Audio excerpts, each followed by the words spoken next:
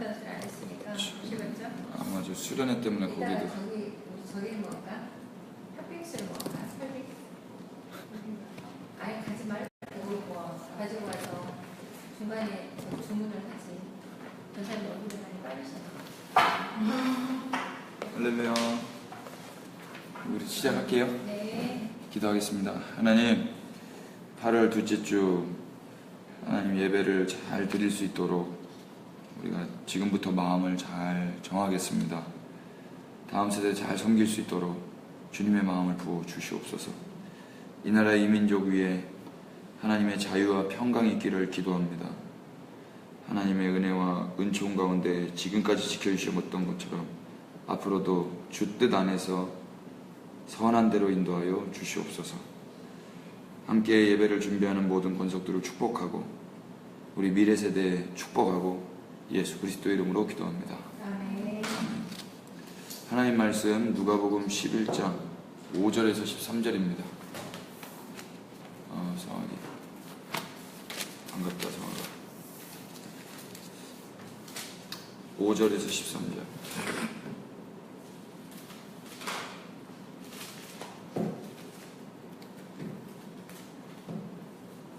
다 같이 읽어도 될까요?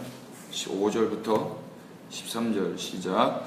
또 이르시되 너희 중에 누가 벗이 있는데 밤중에 그에게 가서 말하기를 벗이여 떡새덩이를 내게 구워달라.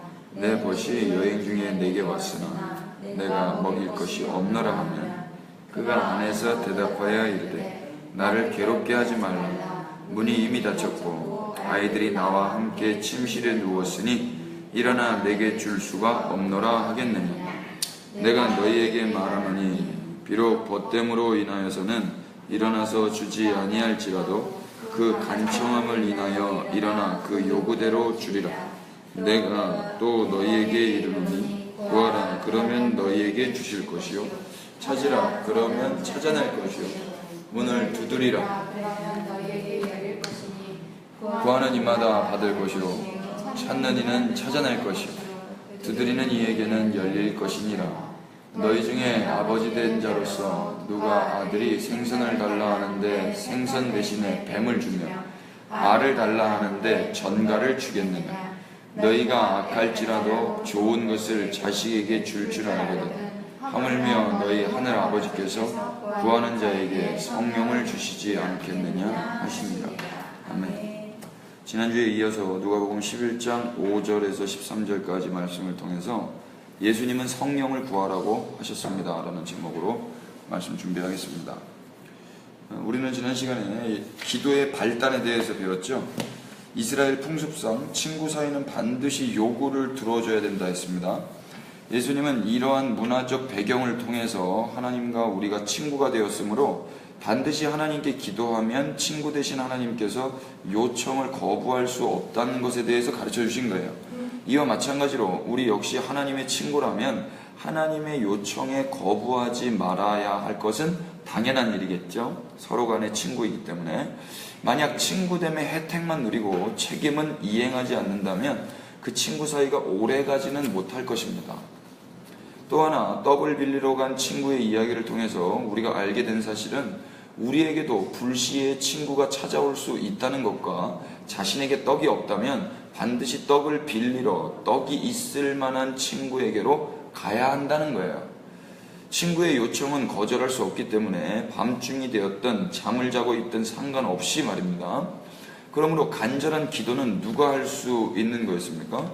친구가 자신에게 찾아와서 떡을 요구했지만 자신에게는 줄 떡이 없음을 자각한 자만 친구에게 줄 떡을 빌리기 위해서 한밤중에도 친구의 집 문을 두드렸잖아요.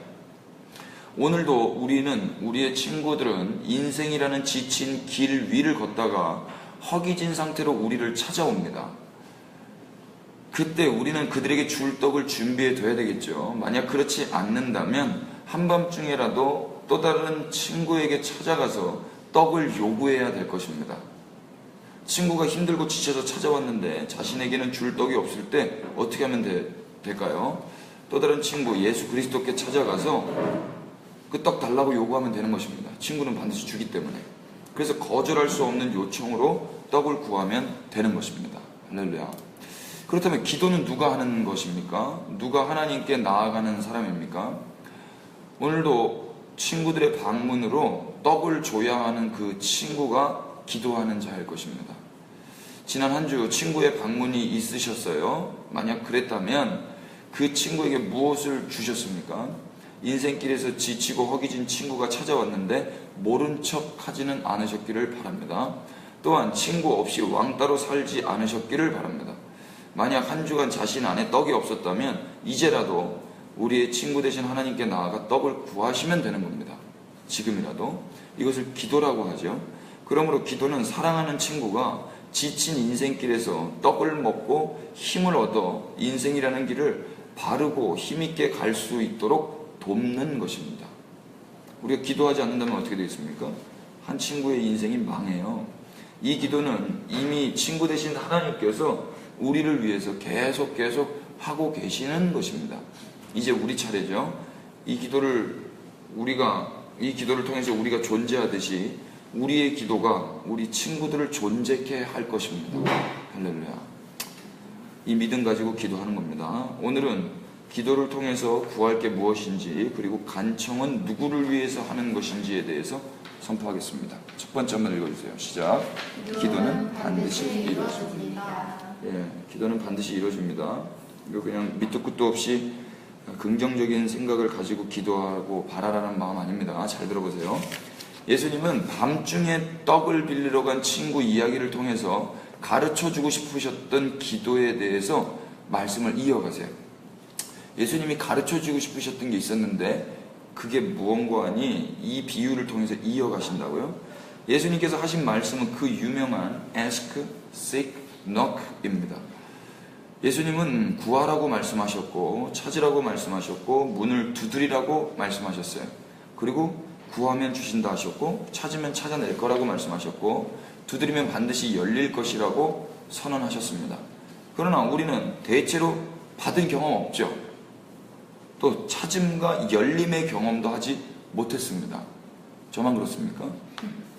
이유가 무엇입니까? 그 이유는 첫 번째로는 구하지 않았고 찾지 않았고 두드리지 않았기 때문입니다. 첫 번째는 뭐냐면 구하지도 찾지도 두드리지 않은 데 있는 거예요.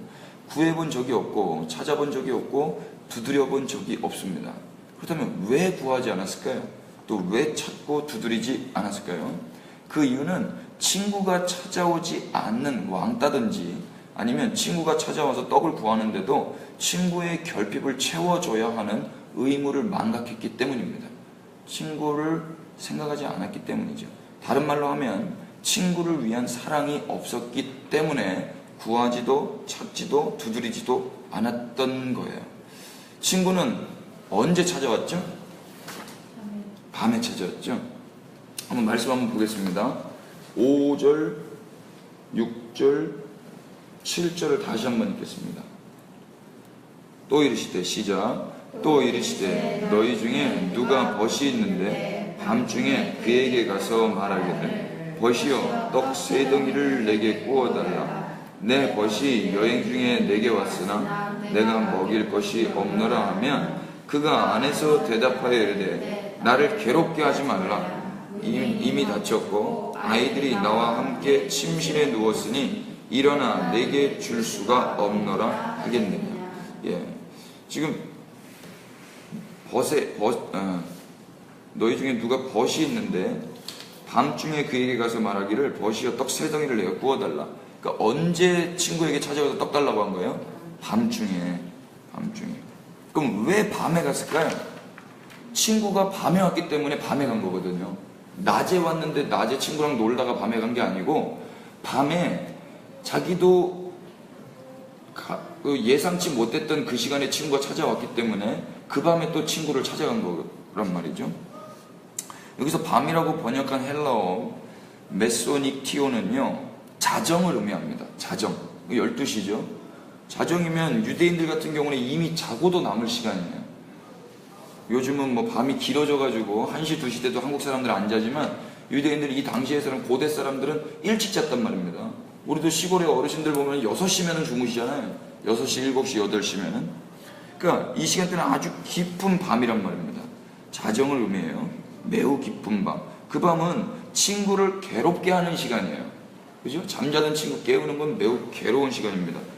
이미 문은 닫혔고요. 아이들까지 침실에 누이고 재운 시간이기 때문이죠. 그래서 그 밤은 친구에게 하루 동안 피곤한 몸을 휴식할 시간이었습니다. 하루 동안 쉬어야 되고, 하루 동안 일했던 모든 피로를 풀어야 되고, 내일을 또 살기 위한 그 준비를 해야 될 그 시간인데, 그 시간에 찾아가는 거예요. 그렇다면 친구를 찾아간 자신에게도 그 시간은 동일하게 괴로운 시간이고 휴식해야 할 시간임이 틀림없죠. 그죠? 당하는 자나 이렇게 하고 있는 자나 둘 다 한 친구 때문에 지금 이러고 있는 거 아닙니까? 그 여행 중에 온 그 친구 하나 때문에 지금 이 말을 하는 사람도, 이 말을 듣는 그 친구도 피곤하고 지치고 힘든 지경이란 말입니다. 자신도 하루 동안에 지친 몸의 피로를 잠을 통해서 회복해야 할 시간이고, 그래서 잠자리에 든 시간이고 아이들까지 재운 시간이었을 거예요. 육아를 해보신 분들은 공감하시겠지만 아이들을 재우는 게 여간 어려운 거 아닙니다. 그리고 여기 아이들이라고 말했기 때문에 단수가 아니라 복수로 쓰여진 것으로 보아서 아이가 하나는 아니었을 것입니다. 그죠? 그러니까 여러 아이들이 있는데 그 아이들을 재우고 이제야 비로소 자신만의 휴식과 쉼의 시간을 보내려는데 느닷없이 찾아온 친구로 인해서 휴식과 쉼은 온데간데 없이 아쉬운 소리를 하기 위해서 밤길을 나선 거예요. 친구 집에 문을 두드린 겁니다. 봉투도 안 왔어요? 그 순서진 오고? 알겠습니다. 이진구 목사님 전화해서 혹시 한번 알아볼 수 없을까요? 전화? 죄송합니다. 지금 문자 하나만 보내주실래요? 저기 지금 예. 요 번호를.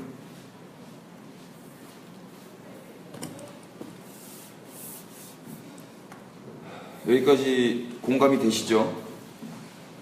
밤길을 그래서 나간 거예요. 예수님은 지금 이런 상황에서 구하고 찾고 두드리라고 말씀하신 겁니다. 이 상황에서 보경한테 보내면 돼요. 보경.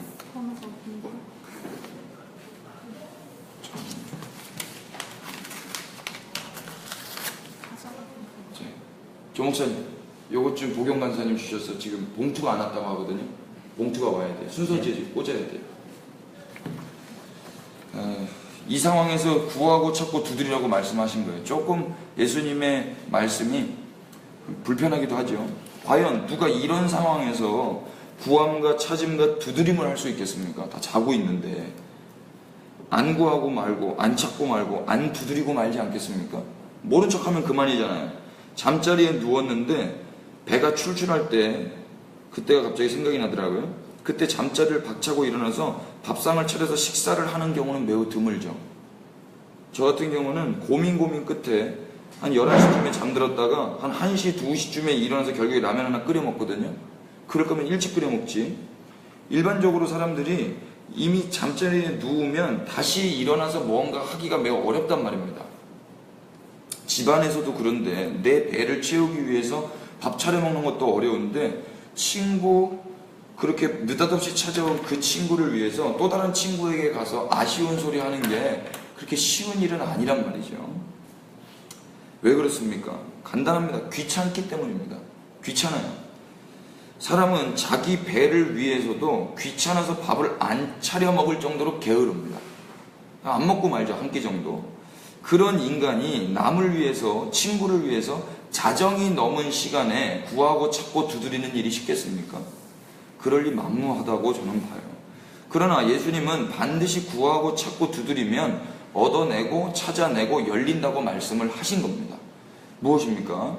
기도에는 이상이 없어요. 그럼 뭐에 이상이 있는 거예요? 다만 우리 인간들이 게으를 뿐입니다. 우리가 게을러서 응답을 소위 못 받는 거죠. 친구를 사랑하지 않을 뿐이고 자신의 몸과 휴식과 현재의 안정된 삶이 더 중요히 여길 뿐인 것입니다. 그래서 응답 못 받는 거예요. 친구가 어떻게 되든 상관없이 자신의 잠이 더 중요하고 편안함이 더 시급했기 때문에 기도하지 않았고 두드리지 않았고 그래서 응답받지 못했던 것입니다. 따라서 기도는 우리 안에 자기 자신을 부인하는 데에서부터 시작됩니다. 자기의 잠을 포기하고 휴식과 편안함을 거부할 때에만 우리의 기도는 회복될 것입니다. 그러므로 자기를 부인한 성도의 기도는 반드시 응답될 수밖에 없습니다. 자기를 부인하지 않은 상태의 기도는요, 응답돼도 이게 무서운 겁니다.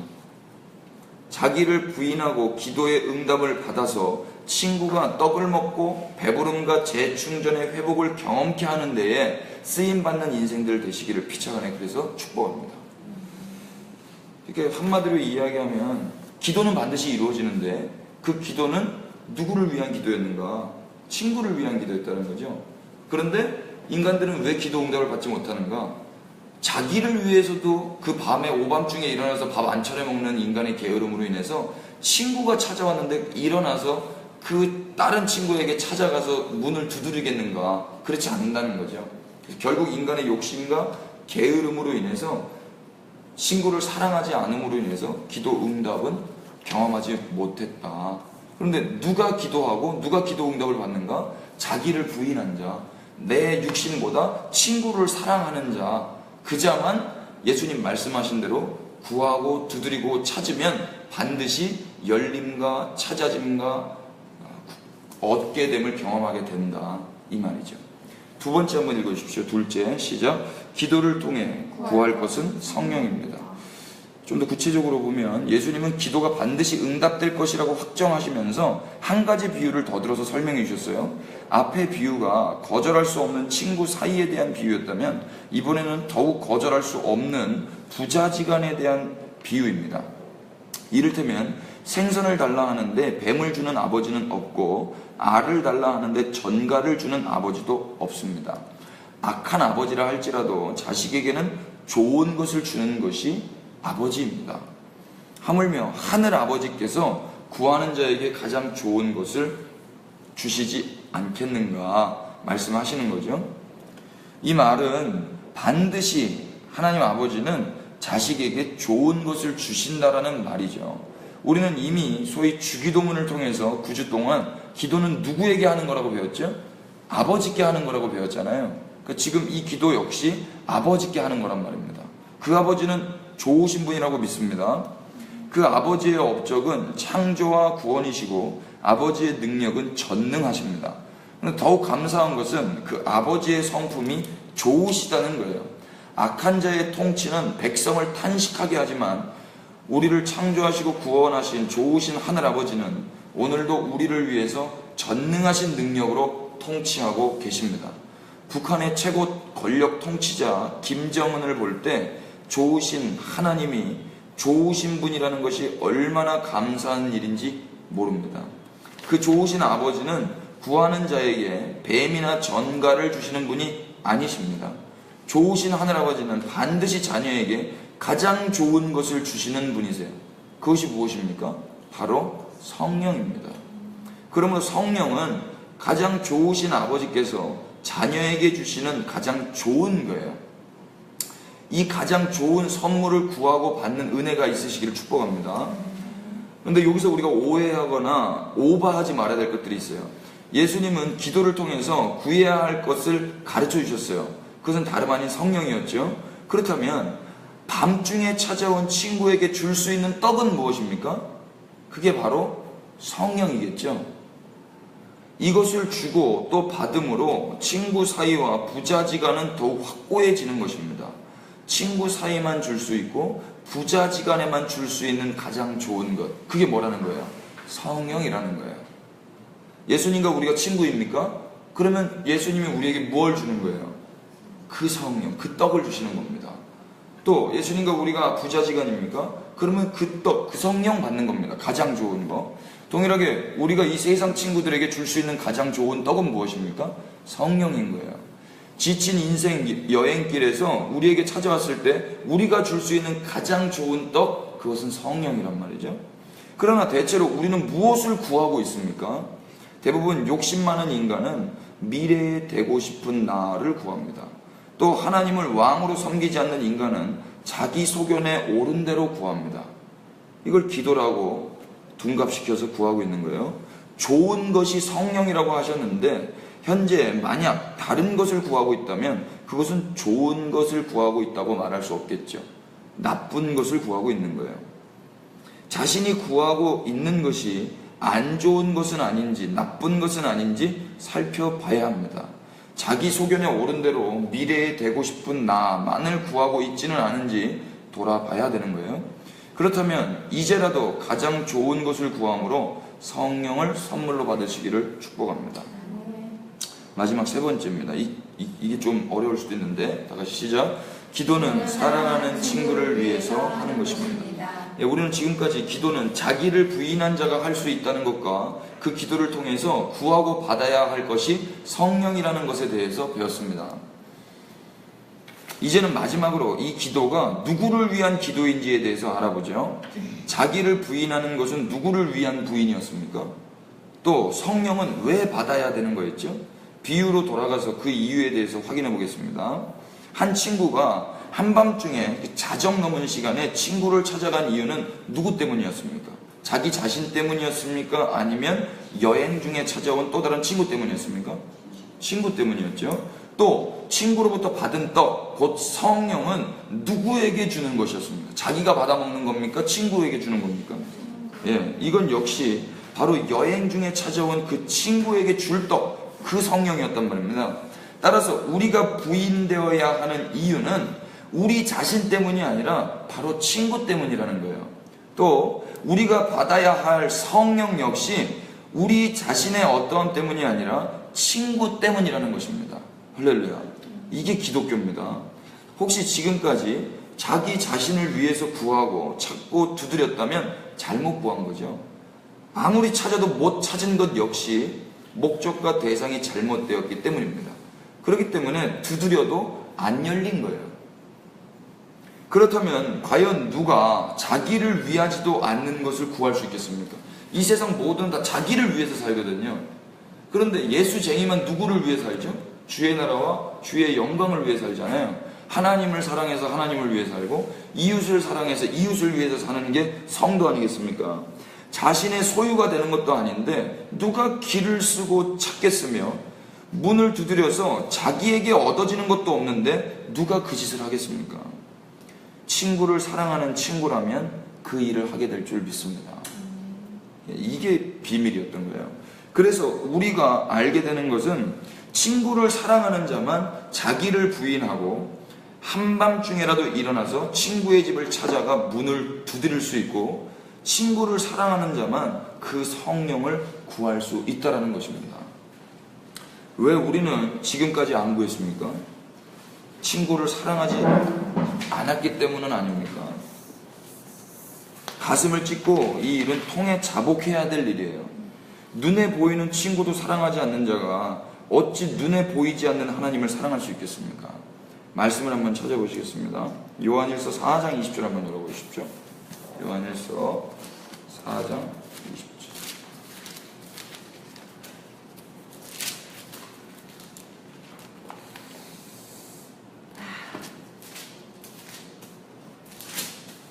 자, 19절부터 21절까지 다 같이 읽겠습니다. 시작. 우리가 사랑함은 그가 먼저 우리를 사랑하셨음이라. 누구든지 하나님을 사랑하노라 하고 그 형제를 미워하면 이는 거짓말하는 자니 보는 바 그 형제를 사랑하지 아니하는 자는 보지 못하는 바 하나님을 사랑할 수 없느니라. 우리가 이 계명을 주께 받았나니 하나님을 사랑하는 자는 또한 그 형제를 사랑할지니라. 아멘. 아주 부담스러운 말씀이죠. 저는 이 말씀 보고 한동안 성경 이 말씀 안 읽었어요. 못 읽었어요. 미워하는 애가 있어요. 죽이고 싶은 애들이 있어가지고. 그러니까 우리는 친구를 위해서 이런 기도 해본 적이 없단 말입니다. 나를 위해서는 내 소원 성취, 내 미래를 위해서는 이렇게 열심을 다해서 기도해봤을지 모르지만 우리 친구들을 위해서는 안 그랬다고요. 북한을 위해서는 안 그랬단 말입니다. 우리 형제, 민족. 오바댜서에서 나오죠. 가만히 있는 것도 죄라고 그러잖아요. 모른 척하고 가만히 있는 게 죄예요. 친구가 그렇게 죽어가는데도 불구하고 모른 척하고 가만히 있으면 그게 하나님 보시기에 죄란 말입니다. 예수님은 친구된 우리를 사랑해 주셔서 성령을 선물로 주셨습니다. 아멘이시죠?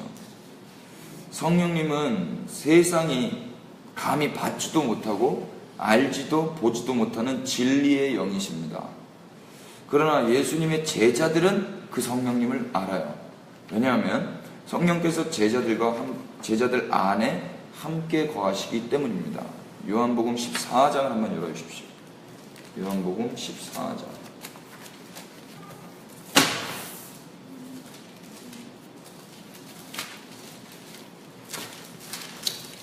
요한복음 14장 17절.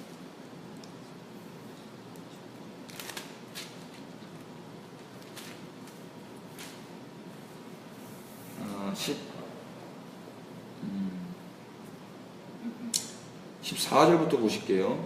시작. 내 이름으로 무엇이든지 내게 구하면 내가 행하리라.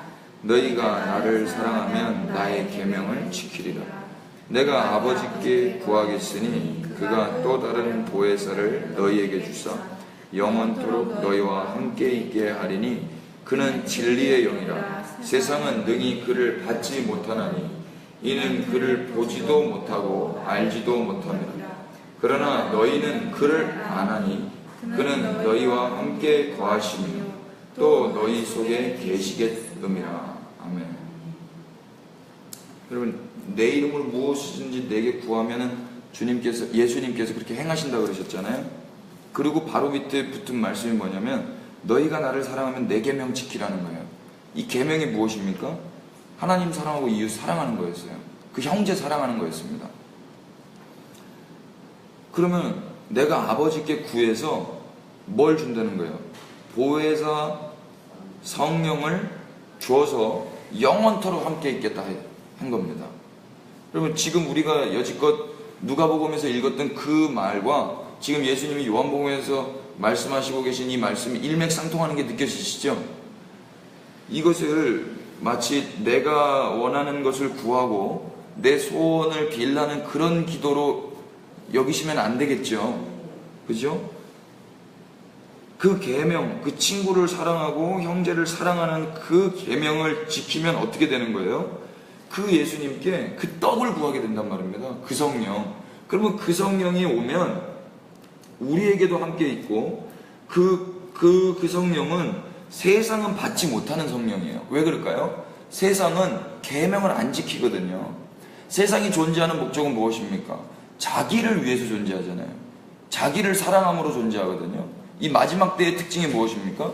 자기를 사랑하는 거거든요. 하나님보다.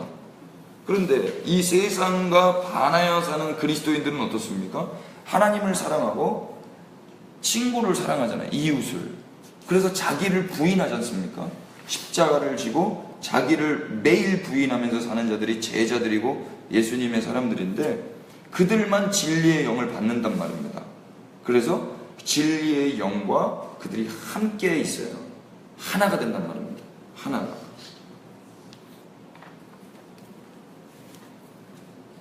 제자들은 어떻게 성령을 받았죠? 제자들이 무엇을 해서 받았습니까? 예수님이 이렇게 말씀하셨습니다. 빨간 글씨로 다 같이 읽겠습니다. 시작. 내가 너희에게 실상을 말하노니 내가 떠나가는 것이 너희에게 유익이라. 내가 떠나가지 아니하면 보혜사가 너희에게로 오시지 아니할 것이요 가면 내가 그를 너희에게로 보내리니. 어떻게 우리가 보혜사 성령님을 받게 됐어요? 그렇죠. 예수님이 떠나가셨기 때문에 우리가 받은 겁니다. 그 떠나가심을 우리가 뭐라 그래요? 십자가에서 돌아가셨다고 그러잖아요. 예수님의 육이 죽고 예수님의 영이 오신 거란 말입니다. 예수님의 육이 죽고 부활하고 승천하시고 예수님의 영이 오셔서 우리 가운데 도와주시는 그 보혜사로 오신 거예요. 그래서 예수님은 십자가에 달려 죽으신 겁니다. 친구를 사랑하셔서 여행길에 지친 친구에게 떡을 먹이시기 위해서, 떡을 먹여서 새 힘을 부어주시기 위해서 예수님 그렇게 돌아가신 거란 말입니다. 할렐루야. 요한복음 17장 한번 열어보실래요? 아니, 16장.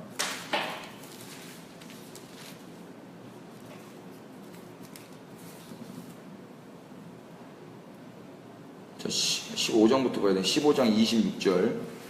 다 같이 시작. 내가 아버지께로부터 너희에게 보낼 보혜사 곧 아버지께로부터 나오시는 진리의 성령이 오실 때에 그가 나를 증언할 것이요 너희도 처음부터 나와 함께 있었으므로 증언하느니라. 아멘. 우리가 어떻게 예수님에 대해서 증언합니까? 성령님에 의해서 증언하는 거죠.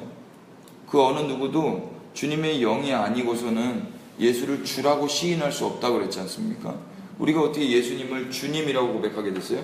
성령님에 의해서란 말입니다. 근데 그 성령님이 어떻게 우리 가운데 왔다고요? 예수 그리스도가 죽으심으로 말미암아 성령님이 우리 가운데 오셨단 말입니다. 할렐루야. 7절 한번 보세요. 16장 7절. 그러나 시작. 그러나 내가 너희에게 실상을 말하노니 내가 떠나가는 것이 너희에게 유익이라. 내가 떠나가지 아니하면 보혜사가 너희에게로 오시지 아니할 것이요 가면 내가 그를 너희에게로 보내리니. 아멘. 주님 우리를 유익하게 하시기 위해서, 우리의 유익을 위해서 예수님이 죽으셨단 말입니다. 할렐루야. 아까 그 누가복음 다시 그 비유로 상상을 해보세요. 한 친구가 한밤중에 찾아왔죠. 그래서 이 친구도 자다가 일어나서 한밤중에 또 다른 친구에게 찾아갔죠. 이 귀찮은 일을 하는 이유가 뭐라고 그랬습니까? 친구를 사랑하기 때문이에요. 친구의 유익을 위해서입니다. 그러죠? 예수님 굳이 안 하셔도 될 일이셨지 않습니까? 예수님 굳이 십자가 안 져주셔도 됐잖아요. 하늘에서 영광만 받으시는 하나님이신데 왜 이 땅에 내려오셔서 수모와 멸시 천대 받으시고 심지어 조롱 십자가 지시고 죽으시고 왜 그렇게 지옥까지 내려가셔야 되냔 말이에요. 우리의 유익을 위해서입니다. 할렐루야. 아멘이시잖아요. 기분이 좋으시죠? 기분은 안 좋으신 것 같아요. 좀 감당하기가 어려우시죠? 예수님이 우리를 위해서 참 얼마나 이 친구가 미안했을까요? 그죠? 밤중에 갔는데 이 친구가 일어나가지고 야 나한테 떡이 없으니까 좀만 기다려. 다른 친구한테 가볼게. 야 그럼 됐어 내비둬 그냥 자고 말지 이러지 않았겠어요? 그런데 그럴 수 없단 말입니다. 이 친구를 살려내기 위해서. 예수님 그래서 십자가에 달려 죽으신 거예요. 친구를 사랑하셔서 여행길에 지친 친구에게 떡을 먹게 하기 위해서. 15장 13절 한번 보실까요? 15장 12절.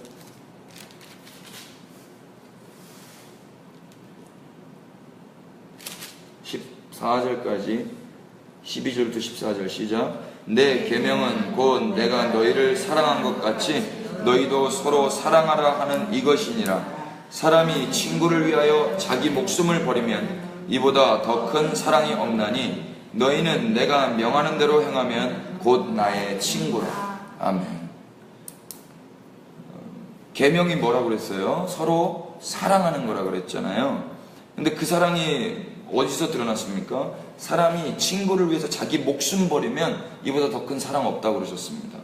그래서 예수님이 하셨던 명하신 대로 행하면 예수님의 친구가 되는 것입니다.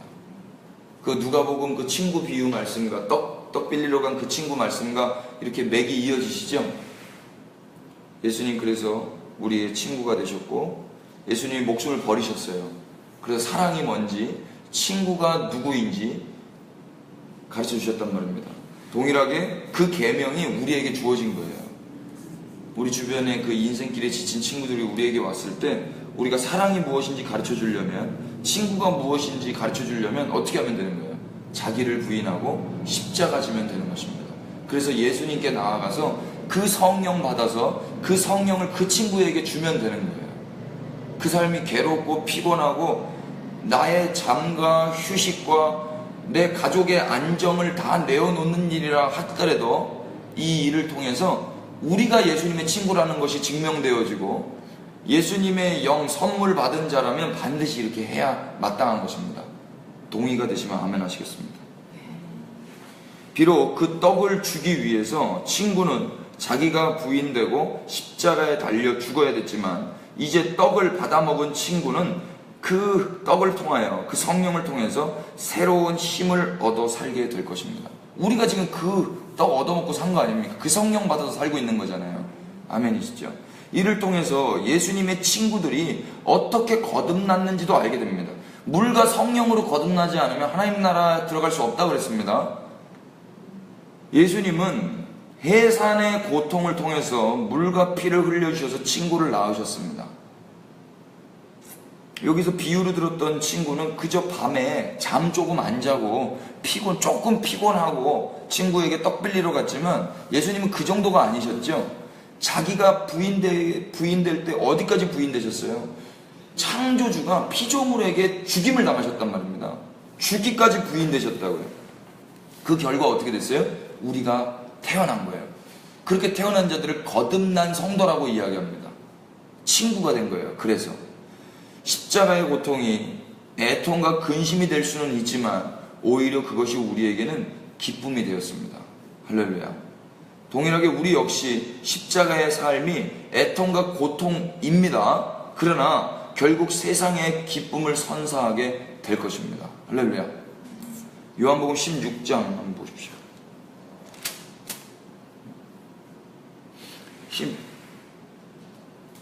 16절부터 다 읽으면 좋은데요. 제가 읽겠습니다. 조금 있으면 너희가 나를 보지 못하겠고 또 조금 있으면 나를 보리라. 무슨 말인지 이해되시죠? 그런데 17절 제자 중에서 서로 말하되 우리에게 말씀하신 바 조금 있으면 나를 보지 못하겠고 또 조금 있으면 나를 보리라 하시며 또 내가 아버지께로 가미라 하신 것이 무슨 말씀이냐? 제자들은 몰랐던 거예요. 이때 또 말하되 조금 있으면이라 하신 말씀이 무슨 말씀이냐? 무엇을 말씀하시는지 알지 못하노라 하거늘 예수께서 그 묻고자 함을 아시고 이르시되 내 말이 조금 있으면 나를 보지 못하겠고 또 조금 있으면 나를 보리라 함으로 서로 문의하느냐? 내가 진실로 진실로 너희에게 이르노니 너희는 곡하고 애통하겠으나 세상은 기뻐하리라. 너희는 근심하겠으나 너희 근심이 도리어 기쁨이 되리라. 왜 이 말씀을 하셨을까요? 이로 인해서 거듭나고 이로 인해서 친구가 새 힘을 얻기 때문에 이 말씀을 하신 거란 말입니다. 여자가 해산하게 되면 그때가 이르렀으므로 근심하나 아이를 낳으면 세상에 사람 난 기쁨으로 말미암아 그 고통을 다시 기억하지 아니하느니라. 아멘이시죠? 우리가 거듭남으로 인해서 예수 죽고 예수님께서 그 친구를 위해서 그 수모 당하시고 한밤중에 찾아온 이 길 잃어버린 친구들을 위해서 예수님이 죽음으로 인해서 비록 근심과 애통이 있었지만 다시 세상에 사람 난 기쁨으로 말미암아 고통을 다시 기억하지 않게 되는 것입니다. 할렐루야. 그래서 22절 지금은 너희가 근심하나 내가 다시 너희를 보리니 너희 마음이 기쁠 것이요 너희 기쁨을 빼앗을 자가 없으리라. 그 성령 안에서 그 희락 가운데 다시 주님을 만나게 될 때 이 기쁨은 그 어느 누구도 빼앗아갈 수 없는 것입니다. 왜 못 뺏어갈까요? 그 기쁨이 우리 안에 들어와 있기 때문입니다. 요한계시록 한번 보실까요? 요한계시록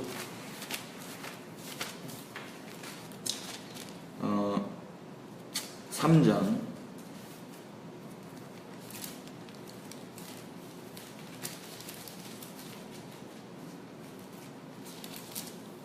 7절부터 빌라델비아 교회의 사자에게 편지하라. 거룩하고 진실하사 다윗의 열쇠를 가지시니 곧 열면 닫을 사람이 없고 닫으면 열 사람이 없는 그가 이르시되 볼지어다 내가 네 앞에 열린 문을 두었으되 능히 닫을 사람이 없으리라. 내가 내 행위를 아노니 네가 작은 능력을 가지고서도 내 말을 지키며 내 이름을 배반하지 아니하였도다. 보라 사탄의 회당 곧 자칭 유대인이라 하나 그렇지 아니하고 거짓말하는 자들 중에서 며칠 내게 주어 그들로 와서 네 발 앞에 절하게 하고 내가 너를 사랑하는 줄을 알게 하리라. 네가 나의 인내의 말씀을 지켰은즉 내가 또한 너를 지켜 시험의 때를 면하게 하리니 이는 장차 온 세상에 임하여 땅에 거하는 자들을 시험할 때라. 내가 속히 오리니 네가 가진 것을 굳게 잡아 아무도 네 면류관을 빼앗지 못하게 하라. 11절 다같이. 이기는 자는 내 하나님 성전의 기둥이 되게 하리니 그가 결코 다시 나가지 아니하리라.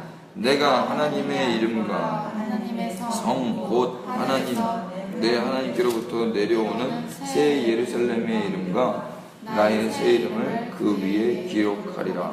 아멘. 이기는 자에게 어떻게 되게 하신다 그래요? 내 하나님의 성전의 기둥이 되게 하신다 그러죠. 그리고 결코 다시 나가지 않겠다 그러세요. 나가면 어떻게 됩니까? 기둥 무너져 버려요. 그러죠? 그러니까 기둥이라는 것은 성전이에요? 성전이 아니에요? 성전이죠. 성전과 하나잖아요. 기둥이라는 것은 성전의 일부분이지 않습니까? 그죠? 마찬가지입니다. 성령이 우리 안에 거하신다는 것은 우리와 하나라는 뜻입니다. 우리 안에 거하시는 거. 그래서 빼앗아 갈 수가 없는 거예요. 주님이 자폭하시는 거예요. 만약 빼앗아 가면은요. 성전이 기둥으로 삼으셨는데 이것을 다시 나가지 못하게 한다는 건 무엇입니까? 그 안에 주님이 거하신다는 말이거든요. 그게 이기는 자가 받는 복이죠. 근데 이 이김이 우리가 뭘 잘해서 이겼습니까? 예수 그리스도가 십자가에서 이겼기 때문에 우리가 주님의 성전으로 부름받은 줄로 믿습니다. 아멘이시죠? 우리가 성전이란 말입니다. 우리가 지금 그 이야기 하는 거예요. 할렐루야. 요한복음. 그래서 너희 기쁨을 빼앗을 자가 없는 거예요. 23절 보십시오. 요한복음 16절 23절. 그날에는 너희가 아무것도 내게 묻지 아니하리니. 여기 묻는 게 뭐예요? 기도하는 거예요. ask. 아까 그랬죠? ask, seek, knock. 그러니까 여기 밑에 풋노트 보시면 구하지 아니하리라 이렇게 나오죠. 성경책 제 성경만 그렇게 나오는 거 아니죠? 거기 성경도 그렇게 나오죠. 1 해놓고 그렇게 돼 있나요? 묻지 아니하리라. 예, 구하지 아니하리라. 그 사람들이 뭐라고 그래요? 그 성령이 임하면 너희가 아무것도 내게 구하지 않는다 그래요. 왜 그럴까요? 내가 진실로 진실로 너희에게 이르노니 너희가 무엇이든지 아버지께 구하는 것을 내 이름으로 주시리라. 지금까지는 너희가 내 이름으로 아무것도 구하지 아니하였으나 구하라. 그리하면 받으리니 너희 기쁨이 충만하리라. 언제 사람들이 기뻐요? 세상 사람들은요, 자기 뜻이 이루어지면 기쁩니다. 자기 기도 제목, 자기 소원이 이루어지면 기뻐요. 그래서 그것 때문에 여지껏 구했단 말입니다. 그것 때문에 제자들도 예수님께 예수님 저 우편에 앉게 해주세요. 좌편에 앉게 해주세요. 저 상급 받게 해주세요. 이렇게 기도했단 말입니다. 그런데 이제 그 성령이 오시면 너희가 내게 아무것도 구하지 않는다는 거예요. 그러나 대신에 너희에게 이르노니 너희가 무엇인지 아버지께 구하는 것을 내 이름으로 주게 될 것이라고 말씀하시는 겁니다. 그 하늘 아버지께 구하는 거예요. 뭘 구해요? 성령을 구한다 그랬죠. 그 성령 누구를 위해서 구하는 거였어요? 자기를 위함입니까? 친구를 위함입니까? 예, 친구를 위해서 구하는 게 기뻐요? 자기를 위해서 구하는 게 기뻐요? 그러니까 성령을 받은 거듭난 백성들은 이제 자기를 위해서 예수님께 구하지 않고 너희가 이제는 그 구하는 거 구하지 아니하리라. 이제는 아버지께, 하늘 아버지께, 그 좋으신 아버지께 무엇이든지 구할 거다. 그러면 내 이름으로 너희들이 받게 될 것이다. 내 이름으로 받게 될 게 무엇이겠습니까? 성령을 받게 되는 거죠. 지금까지는 너희가 내 이름으로 아무것도 구하지 않았어요. 그럼 여지껏 누구 이름으로 구했어요? 자기 이름으로 구한 거예요. 자기 소원대로 구한 거예요. 자기 소견에 좋은 대로 구했던 거예요. 그러니까 못 받았던 거예요. 그런데 예수님 이름으로 그 친구를 위해서 구하면 받는데요, 못 받는데요? 받는다 그러잖아요. 그리고 그 받음으로 인해서 기쁨이 충만할 거라 그래요. 할렐루야. 25절 보십시오. 이것을 비유로 너희에게 일렀거니와 때가 이르면 다시는 비유로 너희에게 이르지 않고 아버지에 대한 것을 밝히 이르리라. 그날에 너희가 내 이름으로 구할 것이요 내가 너희를 위하여 아버지께 구하겠다 하는 말이 아니니 이는 너희가 나를 사랑하고 또 내가 하나님께로부터 온 줄을 믿었으므로 아버지께서 친히 너희를 사랑하심이라. 내가 아버지께서 나와 세상에 왔고 다시 세상을 떠나 아버지께로 가노라 하시니 제자들이 말하되 지금은 밝히 말씀하시고 아무 비유로도 하지 아니하시니 우리가 지금에야 주께서 모든 것을 아시고 또 사람의 물음을 기다리시지 않는 줄 아나이다. 이로써 하나님께로부터 나오심을 우리가 믿사옵나이다. 예수님께서 대답하시되 이제는 너희가 나를 믿느냐? 보라, 너희가 다 각각 제 곳으로 흩어지고 나를 혼자 둘 때가 오나니 벌써 왔도다. 그러나 내가 혼자 있는 것이 아니라 아버지께서 나와 함께 계시느니라. 이것을 너희에게 이르는 것은 너희로 내 안에서 평안을 누리게 하려 함이라. 세상에서 너희가 환난을 당하나 담대하라. 내가 세상을 이기었노라. 그 무슨 말입니까? 쟤들이 안다고 믿는다고 이야기했지만 쟤들 믿는 거예요? 못 믿는 거예요? 아직까지 못 믿어요. 십자가 질 때 다 도망갔단 말입니다. 그런데 뭐라 그래요? 예수님, 나 이제 혼자 아니다. 하나님 나와 함께 하신다. 그러면서 내가 이 말 왜 하는 줄 아니? 너희로 내 안에서 평안을 누리게 하려고 하는 것이다. 비록 너희가 환난 당하고 힘들 거야. 그러나 담대해. 내가 세상을 이겼어. 이제 성령이 너희에게 부어지면 너희도 나와 똑같이 지금은 이해할 수 없고 믿을 수 없는 이 삶을 살게 될 거야. 친구를 위해서 이처럼 십자가 지고 자기 일을 부인하는 삶, 이 삶이 비록 환난 같겠지만 담대해. 이미 내가 먼저 다 이뤘어. 너희들도 이렇게 살게 될 거야. 이 말씀 예수님 하시는 거란 말입니다. 할렐루야. 이때는 우리가 예수님께 이거 주세요 저거 주세요 구하는 게 아니라 친구를 위해서, 주님을 위해서 그 성령을 구한다고요. 예수님은 해산의 고통을 통해서 물과 피를 흘려주셔서 친구를 낳으셨습니다. 십자가의 고통이 애통과 근심이 될 수는 있지만 오히려 그것이 우리에게 기쁨이 되었죠. 동일하게 우리 역시 십자가의 삶이 애통과 고통이겠지만 결국 세상에는 기쁨을 선사하게 될 것입니다. 이제 성령으로 거듭난 성도는 예수님께 아무것도 구하지 않게 될 거예요. 성령 안에서 주님과 한 마음, 한 몸, 한 뜻이 된 제자들은 무엇이든지 하늘아버지께 구하고 주님의 이름으로 받게 될 것입니다. 그때 구한 모든 것은 모두 다 친구를 사랑함으로 구하는 것이기에 예수님의 이름으로 받고 기쁨이 충만하게 될 것입니다. 이해되시죠? 이번 한 주 자기가 부인된 채 친구를 사랑해서 구한 모든 기도를 통해서 세상이 줄 수 없는 이 기쁨 누리시길 축복합니다. 할렐루야. 질문 드릴게요. 친구는 언제 찾아왔습니까? 밤중에, 한밤중에, 자정에. 그래서 이 시간에 또 다른 친구를 찾아가는 건 민폐예요. 근데 우리가 예수님 앞에서 민폐를 끼친 겁니다. 그런데 예수님이 우리를 사랑하셔서 그 민폐 끼친 우리를 덮어주신 거예요. 기도 응답이 안 되는 이유는 무엇일까요? 구하지 않아서, 두드리지 않아서, 그죠? 찾지 않아서. 기도를 통해 구할 것은 무엇이었습니까? 성령. 기도는 누구를 위해서 하는 거였습니까? 친구. 네. 그러니까 만약 우리가 주님으로부터 거듭난 자들이라면 이제는 나를 위해서 구하는 기도는 중단하고요. 이제 우리가 구원받은 그 모습 그대로 한밤중에 인생길에서 지친 그 친구들을 위해서 떡을 구하는 기도를 할 겁니다. 성령을 구하는 기도. 그래서 그 성령으로 인해서 교회를 세우고 덕을 끼치고 각 나라와 민족과 백성 가운데 하나님 나라를 선포함으로 그렇게 살아가게 될 거예요. 그 유명한 말씀 한번 찾아 읽을까요? 사도행전 1장 8절입니다.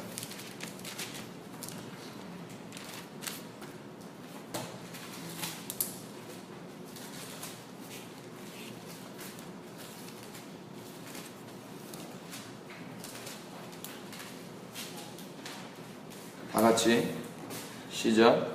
오직 성령이 너희에게 임하시니 너희가 권능을 받고 예루살렘과 온 유대와 사마리아와 땅끝까지 이르러 내 증인이 되리라 하시니. 아멘. 성령이 임하면 권능을 받아요. 목적이 권능 받는 겁니까? 이 권능 누구 주려고요? 예루살렘의 친구들, 유대의 친구들, 사마리아의 친구들, 땅끝의 친구들에게 주기 위함입니다. 이게 뭐라 그래요? 예수님을 증언하는 거예요. 예수님이 어떻게 살았고 우리에게 어떻게 친구가 되었는지에 대해서 이 친구들로 인하여 드러나게 되는 거란 말입니다. 우리가 그 증인들입니다. 할렐루야. 이 기도하는 거예요. 이래서 그 밤에 주님 앞에 부르짖고 두드리고 찾고 구하는 거란 말이에요. 한국교회가 이 기도 회복할 수 있도록 기도해 주십시오. 우리 개개인들이 이런 기도할 수 있도록 축복합니다.